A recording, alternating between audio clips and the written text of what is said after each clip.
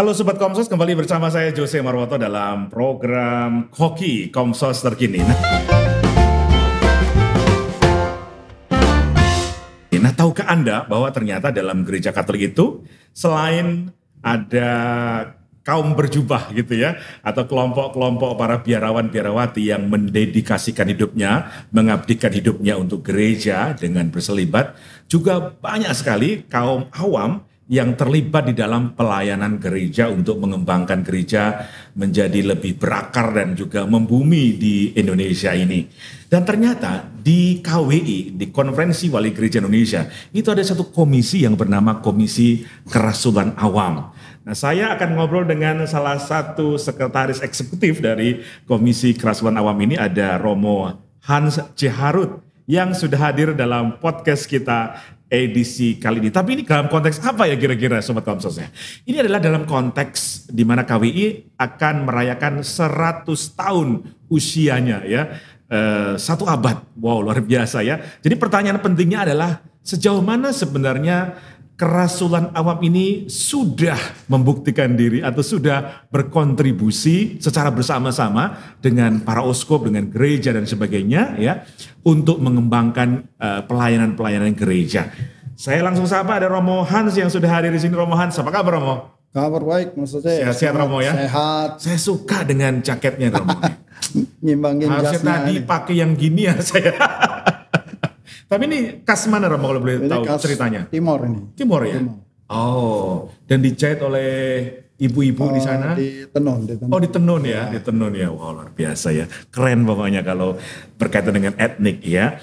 Oke, Romo Hans, ini terkait dengan partisipasi kaum awam dalam sejarah Konferensi Wali Gereja Indonesia. Karena kita mendekati 100 tahun KWI. Apa kira-kira poin penting yang perlu kita perbincangkan, Romo? Partisipasi kaum awam sebenarnya dalam gereja itu sudah hampir setua gereja.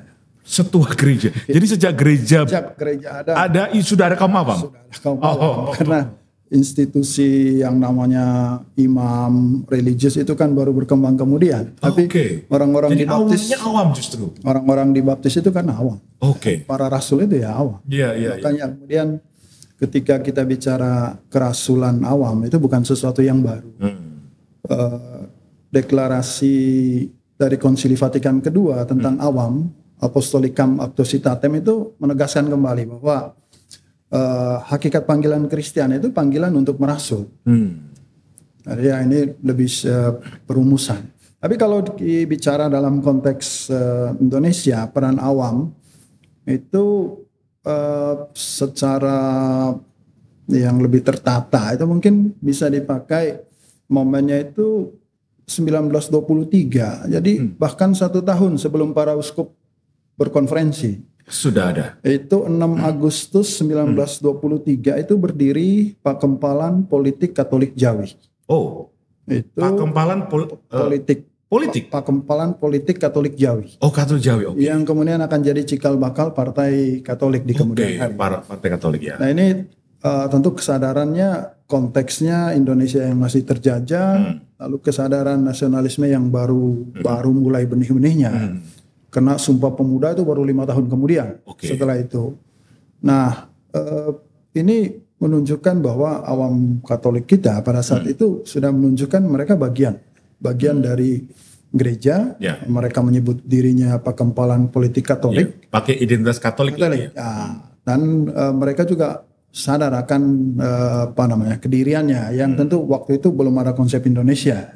Maka Pakempalan Politik Katolik Jawi yang ada di Jawa. Dan ini berkembang terus. Sejarah juga mencatat bahwa misalnya Sumpah Pemuda itu antara lain juga atas inisiatif pemuda-pemuda Katolik. Oh, salah satunya. Ya, maka tempat-tempat di mana dirumuskan Sumpah Pemuda itu ya di gedung yang sekarang ini jadi gedung pertemuan di Katedral Jakarta. Saya dengar-dengar seperti sejarahnya. Saat ini sedang direnovasi. Ya tentu banyak saksi-saksi sejarah yang pernah mengucapkan ini, tapi seiring perjalanan waktu memang kita juga mudah lupa. Nah Sebentar, sebelum Romo lanjutkan nih, kayaknya seru nih ceritanya nih. Artinya gini, bisa dikatakan gini-gini, selama ini kan ada anggapan bahwa gereja Katolik itu yang terdepan adalah para klerus lah, para religius gitu ya. Tapi dengan apa yang baru Anda ceritakan ini, ternyata peranan awam itu luar biasa ya. Jadi itu bukan orang lapis kedua atau kelompok kedua gitu loh dalam gereja Katolik.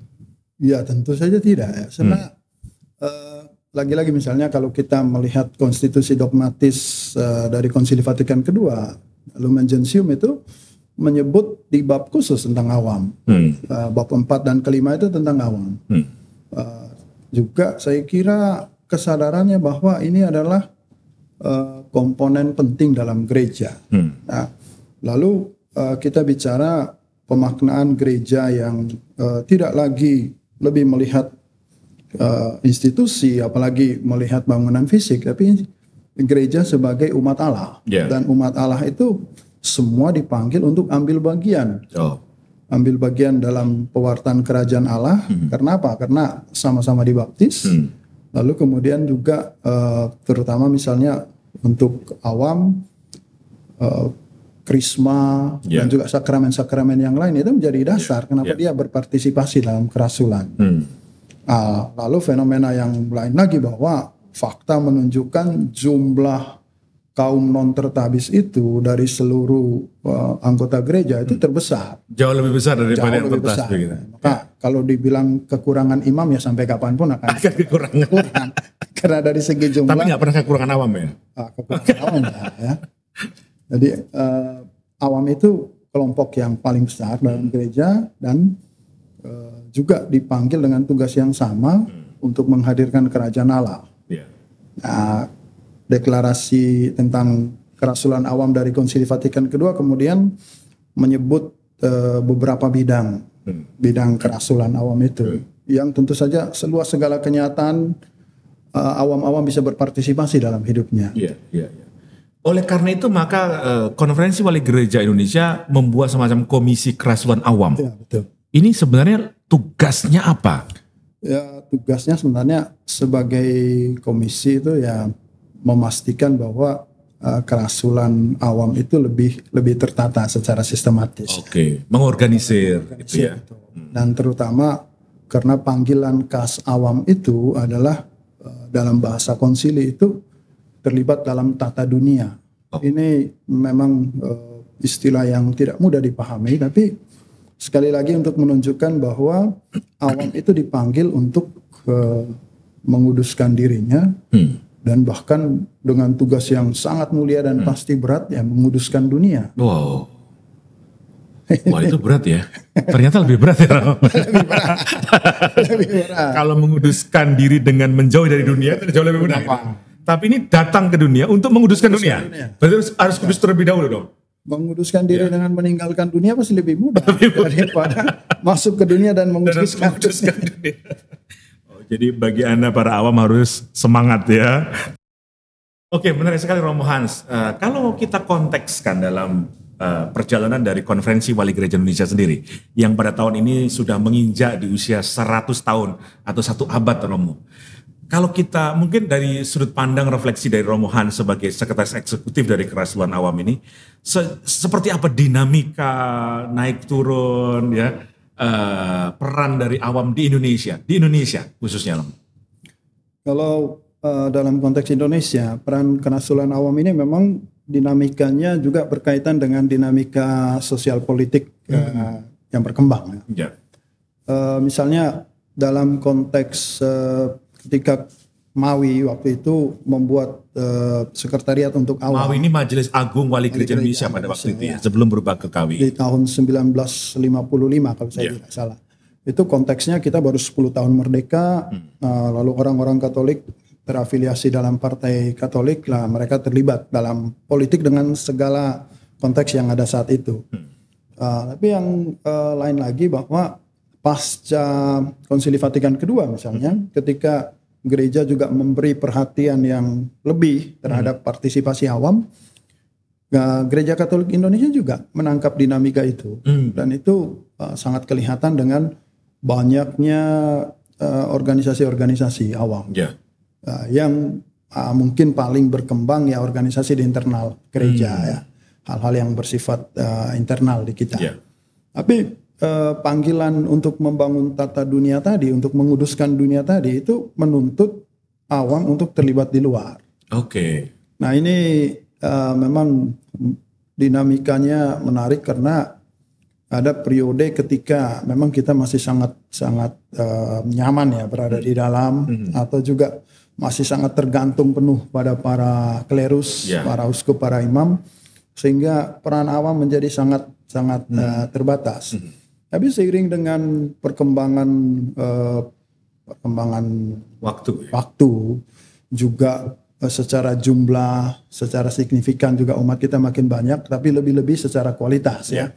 Maka mereka mengambil peran banyak juga dalam bidang-bidang lain, terutama yang menyangkut sosial politik kemasyarakatan. Nah ini dinamika yang menarik saya kira untuk Gereja Katolik Indonesia, sehingga gereja juga dikenal itu lewat kiprah awam-awam kita yang tersebar di banyak bidang, yang aktif dalam macam-macam kegiatan, juga macam-macam profesi. Oke. Jadi kalau dulu misalnya kita kenal Kasimo, lalu juga Franseda, dan sekarang juga muncul nama-nama itu secara spesifik itu Romo ya. Itu menurut Anda juga bagian dari kerasulan awam itu sendiri, keterlibatan awam di dalam upaya untuk tata kelola dunia tadi. Iya, saya kira ini kan kalau dalam bahasa gereja itu bagaimana awam atau bagaimana kita menjawab panggilan. Ya, ada cukup banyak juga orang-orang Katolik, awam-awam Katolik yang menjawab panggilan untuk terlibat berpartisipasi dalam hidup bersama itu lewat jalur politik. Maka cukup banyak saya kira politisi-politisi Katolik yang dikenal karena integritasnya, dikenal karena perjuangannya untuk masyarakat. Tapi politik itu bukan satu-satunya. Artinya duduk sebagai anggota legislatif atau sebagai menteri di eksekutif itu bukan satu-satunya bentuk partisipasi awam dalam tata dunia. Banyak jurnalis-jurnalis Katolik yang tulisan-tulisannya itu mempengaruhi banyak orang mempengaruhi banyak orang atau juga bahkan menjadi hati nurani publik. Ya, kegelisahan banyak orang terwakili karena pendapat atau opini tertentu. Saya senang sekali pandangan ini Romo, karena kadang-kadang saya merasa orang Katolik ini nggak perlu banyak-banyak, tapi sungguh-sungguh punya influence ya, impact yang besar di bidangnya gitu. Misalnya katakanlah dia seorang penulis, cukup satu orang untuk mempengaruhi satu Indonesia, kadang-kadang gitu. Nah, pandangan Anda seperti apa? Nah ini selalu ada tegangan antara itu ya. Di satu pihak tentu kita ingin bahwa secara kuantitatif jumlah kita meningkat. Misalnya ada kebanggaan ketika gereja-gereja penuh, atau ketika misalnya harus menambah paroki karena daya tampung gereja yang terbatas. Tapi di pihak lain ya seperti tadi itu, ada yang juga berpikir bahwa kualitasnya, yang penting kualitasnya. Toh kita diminta untuk menjadi garam dan terang. Garam itu tidak pernah dominan. Dia selalu kecil tapi pengaruhnya signifikan. Atau cahaya itu juga kecil tapi mampu menghalau kegelapan yang lebih besar. Nah, saya kira ini dua-duanya bukan untuk dipertentangkan.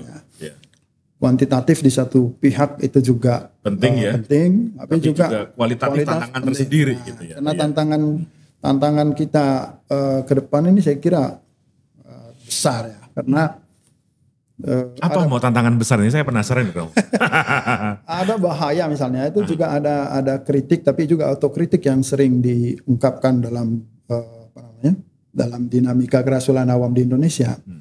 Itu bagaimana menjadi gereja yang tetap relevan dan tetap signifikan.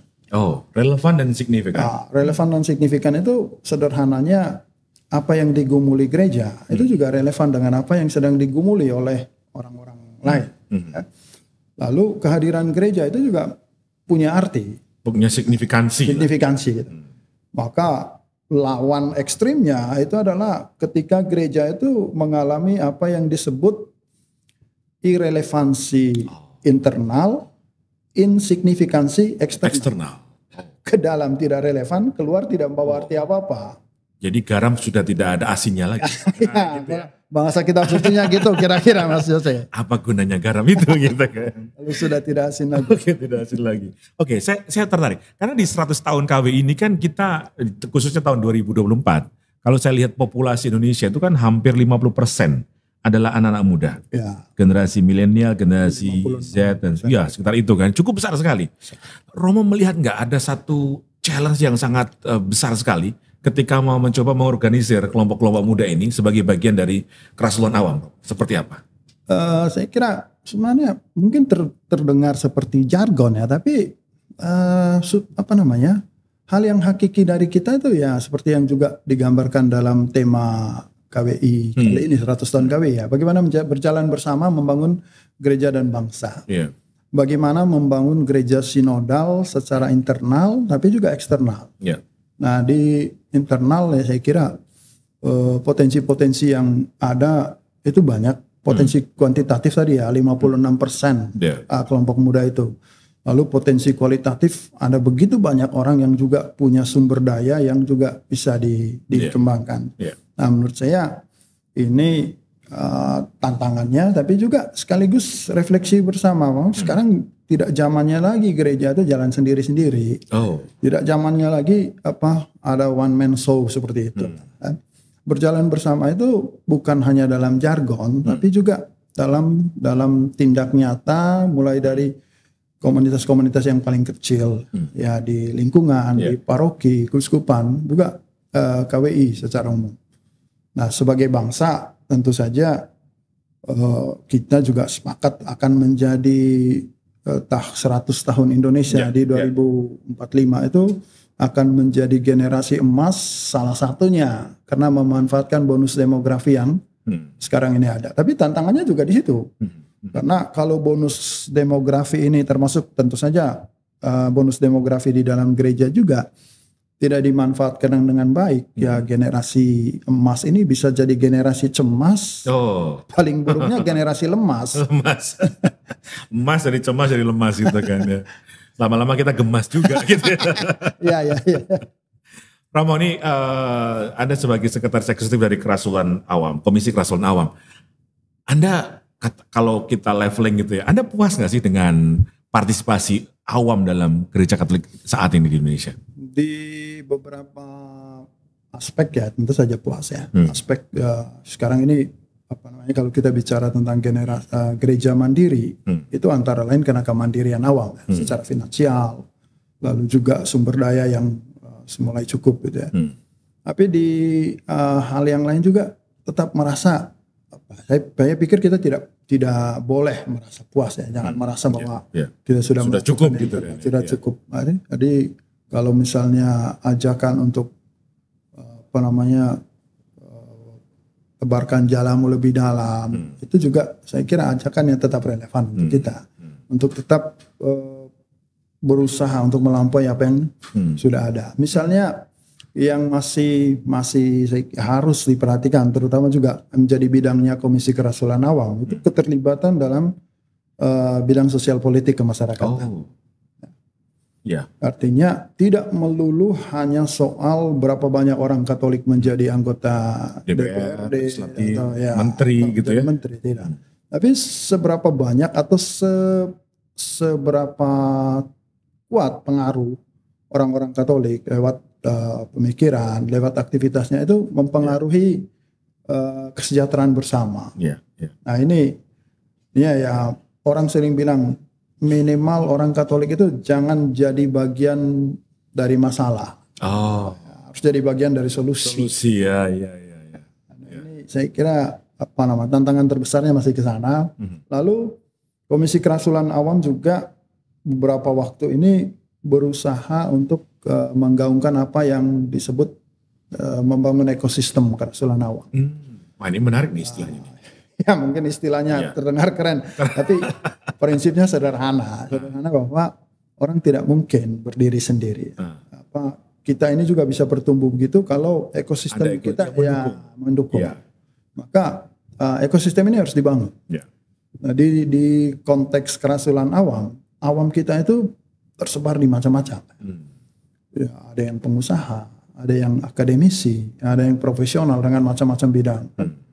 Dan ini bagaimana potensi-potensi ini sungguh-sungguh bukan hanya sekedar sinodal dalam jargon, tapi juga menunjukkan berjalan bersama sebagai gereja. Nah, dengan demikian solidaritas kita itu konkret kelihatannya. Artinya bukan hanya soal yang berpunya membantu yang tidak punya, ya, tapi bagaimana semua aspek kita itu bisa kita optimalkan, sehingga baik secara ekonomi orang diberdayakan, secara intelektual juga orang diberdayakan, tapi juga kita bertanggung jawab untuk membuat lingkungan kita ini juga bertumbuh sehat. Jangan hanya kita sendiri yang sehat. Wow, menarik sekali, ternyata tantangan dari kaum awam nih, Sobat Komsos ya, dalam konteks kita mengembangkan gereja. Nah, di penghujung program, Romo Hans mungkin ada pesan ini untuk teman-teman Sobat Komsos yang sedang melihat kita. Iya, sebagai Sekretaris Eksekutif Komisi Kerasulan Awam, saya ingin mengajak kita untuk berani keluar. Ya, tidak tinggal nyaman hanya dalam lingkungan kita sendiri, tapi juga berani untuk berdialog, berani untuk menyapa orang-orang di sekitar kita, tapi juga lebih dari itu berani untuk membangun narasi-narasi positif di publik dan ikut sungguh-sungguh bersama menjaga bangsa ini. Oke. Baik, terima kasih Romo Hans Siharus sudah mampir di program Koki ya. Terima kasih. Oke, ini Sobat Komsos menarik ya. Kalau saya renungkan dari perbincangan saya tadi, kok saya ada satu kesimpulan bahwa sebenarnya wajah gereja Indonesia itu wajahnya kaum awam nih loh. Karena kitalah yang berada persis di tengah-tengah komunitas yang barangkali berbeda dengan kita. Dan kitalah sebenarnya yang menjadi ujung tombak juga. Kalau kita menjadi orang yang jelek ya atau buruk dalam perilaku kita, maka wajah gereja juga tercoreng. Tapi kalau kita bisa menjadi saksi Kristus dengan berperilaku, punya karakter yang positif, maka juga wajah gereja yang akan dilihat sebagai sesuatu hal yang positif. Jadi tugas Anda, tugas kita sebagai orang awam ini tidak kalah ringan, tidak kalah berat ya dengan kaum religius, yaitu justru untuk menyucikan dunia dengan panggilan-panggilan kita, dengan talenta yang kita miliki. Terima kasih, saya pamit undur, saya Jose, dan kita ketemu lagi dalam program Koki Next Episode. Tuhan memberkati kita semuanya.